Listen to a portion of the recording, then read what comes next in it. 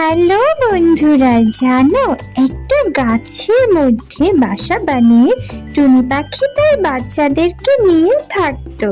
সে বাচ্চাদেরকে নিয়ে ওই বাসাটাতে খুব ভালোভাবেই ছিল।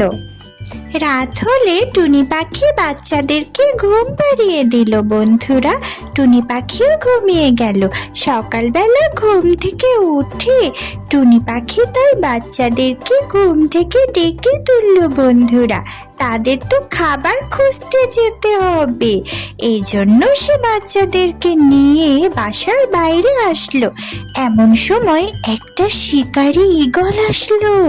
টুনি পাখি ও তার বাচ্চারা ভয় পেয়ে তাড়াতাড়ি বাসার ভিতর ঢুকলো। ঈগলটা তাদেরকে ধরতে চেয়েও পারলো না, তাদের বাসার সামনে বসে রইল। টুনি পাখি আর তার বাচ্চাদেরকে খেতে চাইলো। দুষ্টু ঈগল চাইলো টুনি পাখিদেরকে খেয়ে ফেলতে। বন্ধুরা, টুনি পাখি তার বাচ্চাদেরকে ভয় পেতে নিষেধ করলো। বন্ধুরা, এমন সময় কি হলো জানো?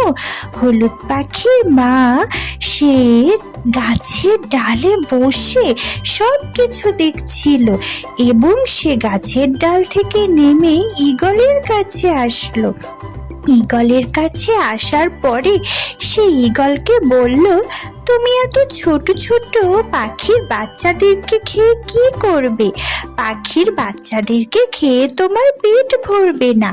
আমি খরগোশের সন্ধান জানি, যেখানে একটা মরা খরগোশ পড়ে আছে, তুমি সেটা গিয়ে খেতে পারো। তখন ঈগল মনে মনে চিন্তা করলো যে সত্যিই তো সে খরগোশ খেতে পারবে, আর খরগোশ খেলে তার পেট ভরবে।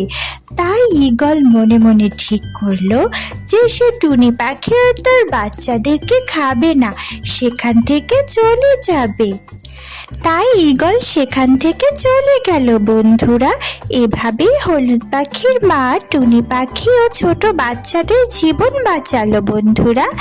বন্ধুরা, এরকম মজার মজার গল্প দেখতে চাইলে আমাদের চ্যানেলটি সাবস্ক্রাইব করো, আর ভিডিওটি ভালো লাগলে লাইক করো। টাটা বন্ধুরা, তোমরা সবাই ভালো থেকো।